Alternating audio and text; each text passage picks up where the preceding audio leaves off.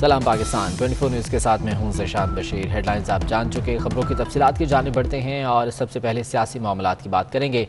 मुस्लिम league नून की नायब सदर मरियम नवाज़ का कहना है कि अवाम को पता चल गया कि गद्दार कौन है। नवाज शरीफ ने कौम को सर उठाकर चलना सिखा दिया, वक्त बदल गया, लोगों ने डरना छोड़ दिया है।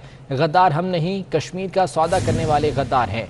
अवाम को 1 किलो चीनी के लिए कतारों में लगाने वाले गद्दार हैं।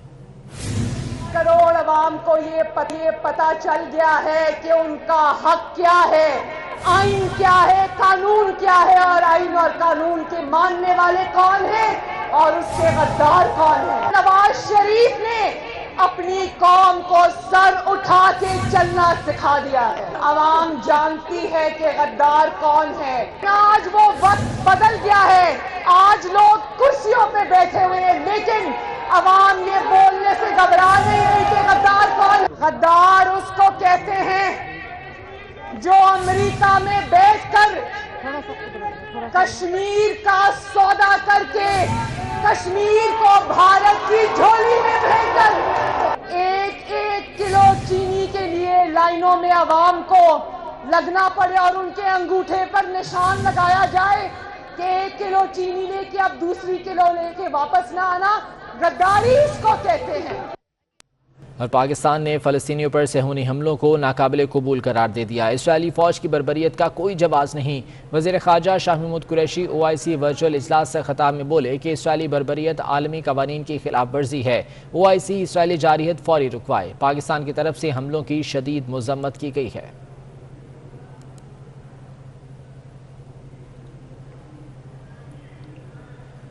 आईना उनको दिखाया तो बुरा मान गए। अमेरिका में सहाफ़ी ने हुकूमत की तर्जुमानी पर सवाल उठाया, जो शहबाज गिल को एक आंख न भाया। जवाब में सहाफ़ी को नून लीग का तर्जुमान और न जाने क्या क्या कह दिया। अवाम भी कनाडा में असाइलम लेके वहाँ जाती हैं, उसके बाद उनका ओवरसीज पाकिस्तानियों का तर्जुमानी करते वक्त इतना मयार कैसे गिर जाता है कि सिर्फ जुगतबाजी पर और सिर्फ चोटबाजी पर और इल्जाम तराशी पर हो। मेरा ख्याल है हुकूमत के तर्जुमानों को ज्यादा महसूस होना चाहिए। अच्छा, इसमें सवाल तो कहीं मौजूद नहीं था, ये तो नून लीग के तर्जुमान की बात थी जो मैंने सुन ली और इसका मैं जवाब दूंगा। तो मैं इस सवाल को एक नून लीग के पटवारी का सवाल समझते हुए जवाब दूंगा। सहाफी का ये सवाल नहीं हो सकता। सहाफी कभी इस लेवल पे गिरता नहीं है कि वो हुकूमत के तर्जुमान को गिरा हुआ कहे, वो हुकूमत के तर्जुमान को मजाका खेज कहे, तो सहाफी ऐसे नहीं गिरता। तो आपने एक पटवारी का कमेंट किया है नून लीग का होने का साबित करके, तो मैं आपको उसका जवाब देता हूं। और अहम खबर के 2 कनाल और उससे बड़े लग्जरी हाउसेस में रहने वाले टैक्स और प्रॉपर्टी टैक्स नादहिंदगान के खिलाफ शिकंजा तैयार कर लिया गया। ईद गुजरते ही महकमा एक्साइज टैक्स नादहिंदगान के खिलाफ हरकत में आ गया। बड़े घरों में रहने वालों के लिए टैक्सों की अदायगी के लिए 20 मई तक छूट दी गई। टैक्स की अदम अदायगी पर सख्त कार्रवाई की जाएगी। डायरेक्टर एक्साइज की जानिब से ये वार्निंग दी गई है। 2 कनाल और उससे बड़े लग्जरी हाउसेस पर टैक्स और प्रॉपर्टी टैक्स नादहिंदगान के खिलाफ शिकंजा तैयार कर लिया गया है और इस हवाले से कार्रवाइयाँ भी शुरू की जा रही हैं। विफाकी हुकूमत और के इलेक्ट्रिक के दरमियान मामलात तय पा गए। विफाकी वज़ीर तवानाई हमाद अज़हर का कहना है कि हुकूमत और के इलेक्ट्रिक के दरमियान दरीना तनाज़ात के हल पर इत्तफाक पा गया है। जल्द इजाफी बिजली फराहम की जाएगी और अदायगी के तरीक़ाकार और सब्सिडी का मामला भी हल होगा। हुकूमत और के इलेक्ट्रिक जल्द नए मुआहदे पर दस्तखत करेंगे।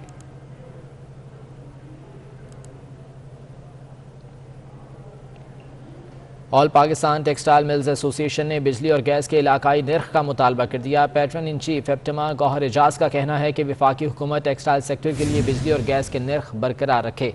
तफसीलात जान लेते हैं, वकास अजीम हमारे साथ मौजूद हैं। वकास, बताएगा क्या कहा गया है एप्टमा की जानिब से? जी, all Pakistan textile mills association के patron in chief Gohar Ejaz ने हुकूमत से यह मुतालबा किया है कि पाकिस्तान की एक्सपोर्ट में इजाफे के लिए ज़रूरी है कि टेक्सटाइल इंडस्ट्री के लिए बिजली और गैस के नर्ख इलाकाई ममालिक के बराबर किया जाए। उनका ये कहना है कि टेक्सटाइल इंडस्ट्री को गैस $6.5 फी MMBTU और बिजली 7.5 सेंट फी यूनिट में फराहम की जाए। और पिछले रवा माली साल के पहले 10 माह के दौरान पाकिस्तान की बरामदात में इजाफा रिकॉर्ड किया गया है। उनका ये कहना है कि अगर बिजली और गैस के निर्ख को बरकरार रखा जाए तो जून 2021 तक पाकिस्तान की बरामदात $27 अरब, जबकि जून 2022 तक पाकिस्तान की बरामदात $30 अरब तक पहुंच सकती है। उन्होंने ये भी कहा है कि खित्ते के दीगर ममालिक में टेक्सटाइल इंडस्ट्री के लिए बिजली के निर्ख इंतहाई कम है, जिसकी वजह से उनकी बरामदात में इजाफा हो रहा है। लेकिन पाकिस्तान में टेक्सटाइल इंडस्ट्री के लिए बिजली के निर्ख ज्यादा होने की वजह से पाकिस्तान की टेक्सटाइल इंडस्ट्री आलमी मार्केट में मुकाबला नहीं कर पा रही, जिसके लिए जरूरी है कि हुकूमत पाकिस्तान टेक्सटाइल इंडस्ट्री के लिए बिजली की कीमतों के ऊपर नजरसानी करे और बिजली के निर्ख इलाकाई ममालिक के बराबर किया जाए। ठीक है वकास अजीम, बहुत शुक्रिया तफसीलात के लिए। भारतीय साहिल से टकराने वाला समुद्री तूफान तेजी से पाकिस्तान की तरफ बढ़ने लगा। समुद्री तूफान कराची के जनूब मशरिक में 1210 किलोमीटर के फासले पर है। तूफान मुमकिन तौर पर पाकिस्तान के साहिल से टकरा सकता है, जिससे 20 मई तक गरज चमक के साथ तेज बारिशों की पेशगोई कर दी गई है। कराची, ठट्ठा और सिंध के दीगर साहली इलाकों में तेज समुद्री हवाएं चल रही हैं, जबकि मिट्टी के तूफान की वजह से भी लोगों को शदीद मुश्किलात का सामना है। माहिगिरों को 3 रोज के लिए गहरे समंदर में जाने से रोक दिया गया है। इब्राहिम हैदरी में सूरत हाल क्या है ये जानेंगे। हमारे नुमाइंदे मोहम्मद कामरान हमारे साथ मौजूद हैं। इसके अलावा जावेद कायम खानी भी हमारे साथ मौजूद हैं, उनसे भी ताज़ा तरीन सूरत हाल जानेंगे। कामरान, ये बताएगा इस वक्त क्या सूरत हाल है इब्राहिम हैदरी में, इकदाम क्या किए जा रहे हैं? जी बिल्कुल, यही अहम बात है कि इकदाम क्या हो रहे हैं। जो तूफ़ान समुद्री तूफ़ान है उसके हवाले से हुकूमतों की जानिब से जो मुतल्लिका इदारे हैं उनकी जानिब से हाई अलर्ट जारी तो किया गया है, लेकिन अगर इकदाम के हवाले से अगर हम यहाँ देखते हैं तो आपको यहाँ पे बिल्कुल ही किसी किस्म के कोई इकदाम यहाँ पे आपको नज़र नहीं आएंगे। महकमा मौसमियात का यही कहना है कि जो समुद्री तूफ़ान है मुमकिन तौर पर वो पाकिस्तानी साहिली पट्टी से टकरा सकता है, जिसके बाद जो तेज़ तूफ़ानी जो बारिशें हैं वो हो सकती हैं और शिद्दत के साथ तेज़ हवाएं चल सकती हैं। इस वक्त हम मौजूद हैं इब्राहिम हैदरी में। कैमरामैन साजिद अगर आपको दिखाए तो यहाँ पे जो माहिगीर है सबसे ज़्यादा जो समुद्री तूफ़ान है, इस परेशानी का जो सबसे ज़्यादा जो अगर कोई असर है, कोई मुतासिर हुआ है तो वो माहिगीर तबका है। माहिगीरों की एक बड़ी तादाद ईद से 4 रोज़ पहले गहरे समंदर, खुले समंदर में जा चुकी थी अपने रोज़गार के हवाले से, मछलियों के शिकार के हवाले से। सबसे बड़ा मसला इस वक्त माहिगीरों के लिए ये है कि ईद के 4 रोज़ पहले से लेकर अब तक जो कोरोना, एक तरफ कोरोना के वबा है उसकी वजह से लॉकडाउन की सूरत परेशानी का सामना है, तो दूसरी तरफ अब ये जो साइक्लोन, जो तूफ़ानी जो एक बारिश है और ये जो इसकी वजह से ये जो माहिगीर हैं ये बहुत परेशानी का शिकार है। अब रोज़मर्रा की बुनियाद पे ये माहिगीर जाते हैं, शिकार करते हैं और अपने जो घर वाले हैं, बच्चे हैं, फैमिली है, उनको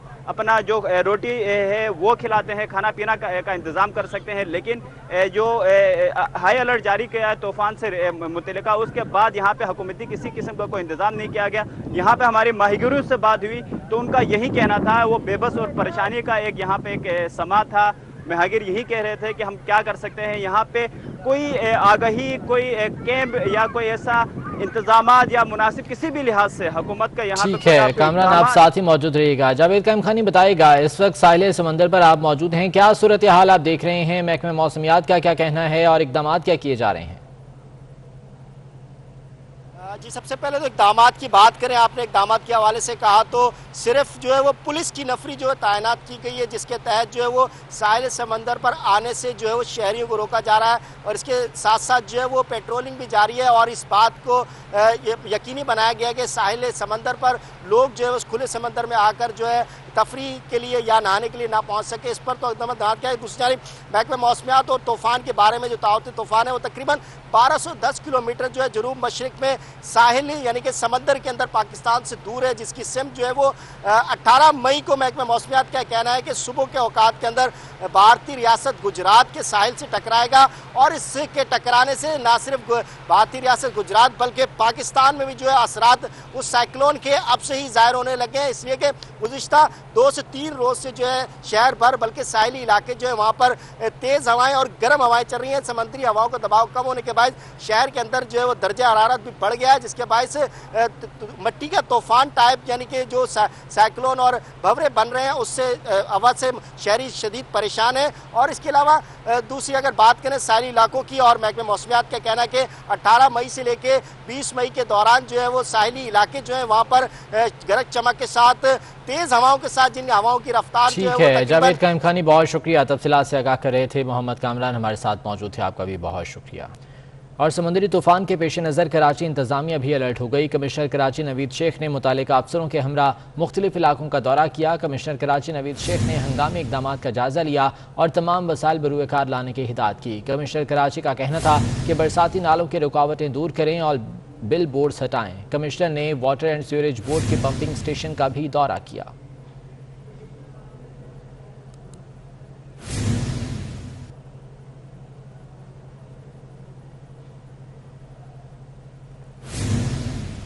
बदीन से मलिक दानिश हमारे साथ मौजूद हैं, उनसे मजीद सूरत हाल जान लेते हैं। मलिक दानिश, बताएगा यहाँ पर क्या सूरत हाल है और इंतजामी की जानिब से इकदाम क्या किए जा रहे हैं तूफान के पेश नज़र? जी बिल्कुल, बहरिया अरब में जो बनने वाले समुद्री तूफान के पास बदीन और इसकी साहिली पट्टी हमेशा ही बुरी तरह मुतासिर हुए हैं। मैं आपको बताता चलूं कि 1999 में भी जो तूफान आया था 22 साल कबल, वो भी 19 मई को ही आया था। उसने लाखों की तादाद में यहाँ पर लोगों को मुतासिर किया था। जब इस दफा भी जो तूफान आ रहा है उसकी तारीख भी 19 मई ही दी गई है। तकरीबन ये 22 साल पहले इतना शदीद किस्म का तूफान आया था। जबकि अब इस तूफान की बात की जाए तो इससे जो बदीन की साहिली पट्टी के जो लोग थे वो शदीद बुरी तरह मुतासिर होंगे। उनमें एक शदीद किस्म का खौफ व हरास भी पाया जा रहा है। जबकि डीसी बदीन आगा शाहनवाज खान ने बदीन की साहिली पट्टी के जो इलाका मकीन थे वहाँ पे दौरा भी किया और वहाँ पे जो माही गिर थे उनको सख्ती से हदायत जारी की है कि कोई भी वहाँ पर समंदर के अंदर शिकार करने के लिए नहीं जाएगा। जबकि सुबह तकरीबन 18 से 20 कश्तियां ताल समंदर के अंदर शिकार करने के लिए गई हुई थी, लेकिन उनको भी ऐलान कर दिया गया, उनको आगाह कर दिया गया। अभी वो भी काफी अपना जो लोग थे वो वापस आ चुके हैं। जबकि कुछ चंद कश्तियां थी वो अभी शाम तक वापस किनारे पर पहुंच जाएंगी और डीसी बदीन की जानिब से उनको सख्ती से हदायत जारी की गई है कि कोई भी समंदर के अंदर शिकार करने नहीं जाएगा। अपनी जो कश्तियां हैं वो समंदर के साइड पर लगाकर महफूज मुकामात पर मुंतकिल हो जाएं। जबकि बदीन और गुलारची में डीसी बदीन की जानिब से तकरीबन 18 रिलीफ जगहों का मुकाम भी किया गया है, जिन पर अगर कोई ऐसा वाक़या पेश आता है तो जो अपना साहिली पट्टी पर मुकीम है उनको इस महफूज मुकामात पर मुंतकिल भी किया जाएगा। जबकि जो समुद्री तूफान और बारिशों से निपटने के लिए सूबाई वजीर सिंध मोहम्मद इस्माइल मलिक दानिश आप साथ ही मौजूद रहिएगा। ठट्ठा की सूरत हाल जान लेते हैं, गुलशाह हमारे साथ मौजूद हैं। गुलशाह, बताइएगा ठट्ठा में क्या इंतजाम किए जा रहे हैं इस तूफान के पेश नज़र? जी मैं आपको बताता चलूँ कि तूफान की जो इम्कानी सूरत हाल है उसके पेश नज़र आज शफीर बिजरानी जो फोकल पर्सन मुकर्रर किए गए हैं वज़ीर आला सिंध सैयद मुराद अली शाह की जानिब से, वो आज ठट्ठा पहुंचे। उन्होंने मुख्तलिफ महकमों के सरबराहान से मीटिंग की है, जिसमें MPA हाजी हसन जरदारी और MPA सैयद रियाज शाह शिराजी में मौजूद थे। दरबार हाल DC ऑफिस में ये मीटिंग मुनक़िद की गई, जिसमें तूफान की इम्कानी सूरत हाल और हिफाजती इक़दाम का जायजा लिया गया है। जबकि DC ठट्टा ने फौरी तौर पर अलर्ट जारी करते हुए जो भी माहीगीर थे जो कश्तियां लेके अपने रोजगार के सिलसिले में दरिया में समंदर में मौजूद थे उनको वापस बुला लिया गया है। अभी तक जो हिफाजती इक़दाम है हुकूमत की जानिब से या जिले। ठीक है गुलशाह, बहुत शुक्रिया, तफसीलात से आगाह कर रहे थे मलिक दानिश, आपका भी बहुत। भारत में कोरोना वायरस की सूरत हाल इंतहाई अबतर है। रोजाना की बुनियाद पर हजारों अफराद मौत की वादी में जा रहे हैं। कोरोना का खौफ इस कदर है कि मरने वालों की आखिरी रसूमात अदा भी नहीं की जा रही। खौफ के आलम में नदी में फेंका जा रहा है। शहरियों की अक्सरियत ने मरने वालों को दरिया बुर्द और दरिया किनारे दफन करना शुरू कर दिया। भारतीय सहाफ़ी बरखा दत्त ने सोशल मीडिया पर बहुत से तस्वीर और वीडियोज शेयर की हैं, जिनमें देखा जा सकता है कि दरियाए गंगा और दरियाए साबरा में शहरी लाशें फेंक रहे हैं। रियासत बिहार में गुज़िश्ता रोज़ गंगा नदी में सैकड़ों लाशें तैरती हुई मिली थीं, जिनसे मुतालिक शहरियों को शुबा है कि वो कोरोना से मरने वाले अफराद की लाशें हैं, जिन्हें उनके रिश्तेदारों ने खौफ के आलम में नदी में फेंक दिया।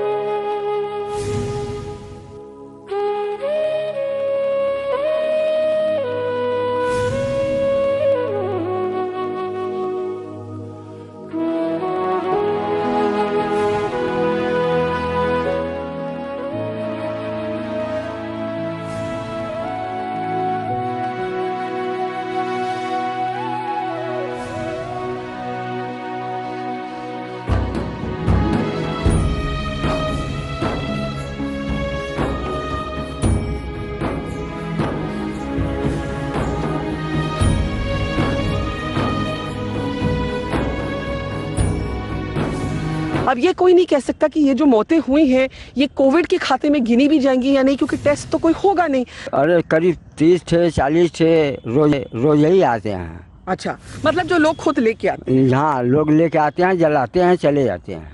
तो पहले के मुताबिक, पिछले साल के मुताबिक और अब क्या फर्क देख रहे हैं आप घाटों में? अब तो 2 से 3 आ रही है। अच्छा, अब नहीं आ रही है आजकल, लेकिन पिछले कुछ दिन वो 30 थे 40 थे 50 थे ऐसे आती थी। प्रधानमंत्री का इलाका है, बाकी इलाकों से अलग नहीं है। जो भारत के भीतर छोटे छोटे गांव में हो रहा है, नदियों के किनारे हो रहा है, वो प्रधानमंत्री के इलाके में भी हो रहा है। सूजापुर डोमरी का गांव है। फिर मैं आपको पीछे दिखाती हूँ कि यहाँ पे किस तरह से बॉडीज़ को मेकशिफ्ट तरीके से दफनाया गया है। कोई नहीं जानता कहाँ से ये बॉडीज़ आई, कैसे आई, किसने इनको छोड़ा, लेकिन सवाल रोज़ पे रोज़ एक ही सवाल रहता है। जब इंडिया की कोविड गणित की जाएगी, when the numbers are counted, कौन गिनेगा इन बॉडीज को? Bodies that are being washed up along river banks all across the hinterland of UP, Bihar and in fact much of North India, raising questions about whether India will ever really fully count our COVID dead. जब से पंचायत हुई है ये चुनाव, तब से जी बहुत ज्यादा में ज्यादा 10-12 बॉडी नहीं आ चुकी है और कोई नहीं जानता ये कौन है, किसके परिवार है, कोविड कोई है नहीं है। हिसाब नहीं चाचा कि ये कोविड के है नहीं है, कौन है, किसने इनको नदी के किनारे छोड़ा, किसने इनको दफाया, कोई हिसाब नहीं, कोई हिसाब नहीं। तो भारत में कोरोना वायरस की सूरत हाल इंतहाई अबतर है। रोजाना की बुनियाद पर 1000 मौत की वादी में जा रहे हैं। कोरोना का खौफ इस कदर है कि मरने वालों की आखिरी रसूमात भी अदा नहीं की जा रही, बल्कि खौफ के आलम में नदी में फेंका जा रहा है। शहरियों की अक्सरियत ने मरने वालों को दरिया बुर्द और दरिया किनारे दफन करना शुरू कर दिया। भारतीय सहाफ़ी बरखा दत्त ने सोशल मीडिया पर बहुत सी तस्वीर और वीडियोज़ शेयर की हैं, जिनमें देखा जा सकता है कि दरियाए गंगा और दरियाए साबरा में शहरी लाशें फेंक रहे हैं। रियासत बिहार में गुज़िश्ता रोज़ गंगा नदी में सैकड़ों लाशें तैरती हुई मिली थी, जिनसे मुतालिक शहरियों को शुबा है कि वो कोरोना से मरने वाले अफराद की लाशें हैं, जिन्हें उनके रिश्तेदारों ने खौफ के आलम में नदी में फेंक दिया। कोरोना की वजह से भारत का सेहत का निज़ाम बुरी तरह से मुतासर हुआ, उसका धड़न तख्ता हो चुका है। हस्पतालों में अबतर सूरत हाल है, जहाँ पर ऑक्सीजन मैसर नहीं है और रोज़ बरोज़ अमवात में इजाफा होता जा रहा है। 4000 से ज़्यादा अमवात गुज़िश्ता 24 घंटों में रिकॉर्ड की गई हैं, जिसके बाद 2 लाख से कई गुना ज़्यादा जो है वो मरने वालों की तादाद हो चुकी है। और अब सूरत हाल ये है कि मरने वालों की आखिरी रसूमात भी अदा नहीं की जा रही हैं। इसी बारे में हम बात करेंगे। कल्पना शर्मा हमारे साथ मौजूद हैं, भारतीय सहाफ़ी हैं। कल्पना शर्मा जी, बहुत शुक्रिया आपके वक्त का। फरमाइएगा, इस वक्त क्या सूरत हाल है मजमूई तौर पर भारत में? जो लोग जान से जा रहे हैं उनकी लाशें अब नदी में वैसे ही बहाई जा रही हैं। हाँ, ये तो अभी कुछ दिनों से ये खबर आ रही है यूपी और बिहार में, तो इसकी वजह अभी एक्यूरेटली डिटरमिन करनी पड़ेगी, क्योंकि काफी चीजें हो सकती हैं। एक तो है कि वहाँ पे हमारे गांवों में, जैसे पूरे साउथ एशिया में ये प्रॉब्लम है कि हेल्थ इंफ्रास्ट्रक्चर बहुत खराब है, तो लोगों को खांसी और बुखार है, पर टेस्टिंग नहीं है, तो पता नहीं उनको कोविड हुआ कि नहीं, जो लोग मरे वहाँ पे।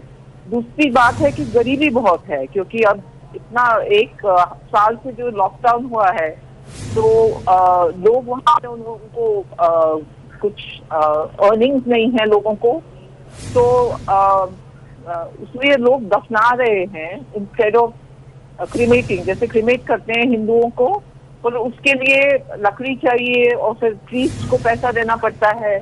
और ये रिपोर्ट जो आ रहे हैं, गरीब लोग कह रहे हैं कि हमारे पास ऐसा पैसा नहीं है, इसलिए हम लोग दफना रहे हैं। और तीसरी बात ये है, जिनको शक है कि शायद जो मरीज था जो गुजर गया उनको कोविड हुआ है, तो वो डरते हैं कि कोविड से उन्हें भी कोविड हो जाएगा, उसलिए वो वहां पर छोड़ देते हैं। तो 2-3 कॉजेस, नेचुरल कॉजेस भी हो सकते हैं, कोविड भी हो सकता है। पर अब अभी डिटर्मिन करना कि कैसे इतना ज्यादा हो रहा है, वो अभी प्रोसेस चल रहा है। एंड एक्चुअली प्रेस ने रिपोर्ट किया है, उसलिए ये सब आगे आया है, क्योंकि ऑफिशियली कोई एक्नॉलेज नहीं कर रहा था। जैसे पहले रिपोर्ट्स आए, रिपोर्टर्स ने दिखाया ये हो रहा है, उससे अब नाउ अथॉरिटीज अब कन्फ्रंट करना पड़ेगा कि हमारा डेथ काउंट एक्चुअली कितना है पूरे देश में। ये तो खाली उत्तर प्रदेश और बिहार की बात है, पर अलग अलग जगह में हो सकता है कि लोग ये बीमारी से मर रहे हैं, पर उसका कुछ रिकॉर्ड नहीं है, क्योंकि डेथ रजिस्ट्रेशन नॉर्मल टाइम्स में भी अच्छा नहीं है गाँवों में। तो अभी तो और भी ज्यादा होगा अगर ये बीमारी वहाँ पे फैल गई है, हमें पता है कि फैल गई है रूरल एरिया में। ठीक है, तो सूरत हाल अभी इंतहाई अबतर है। बहुत शुक्रिया कल्पना शर्मा, भारतीय सहाफ़ी हमारे साथ मौजूद थी। दीगर खबरों में आपको बताएं कि सयाहों ने बड़ी तादाद में मरी का रुख कर लिया। एसओपीज़ की खिलाफ वर्जी पर सख्त एक्शन लिया जाने लगा। पुलिस ने पीटीआई के एमपीओ को रोक लिया, जिस पर खुर्रम सुहेल लगारी ट्रैफिक वार्डन पर बरस पड़े। सयाहों ने लॉकडाउन के बावजूद बड़ी तादाद में मरी का रुख किया है और एसओपीज़ की खिलाफ वर्जियाँ भी की जा रही हैं। भाई हम अपने इज्जत से बात कर रहे हैं, वो वीडियो बनाओ, क्या कर लोगे? हम इज्जत से बात कर रहे हैं, तो बदतमीजी तो नहीं कर रहे। बदतमीजी आप लोग हमारे साथ कर रहे हो पंजाब पुलिस वाले, ये कौन सा तरीकाकार है?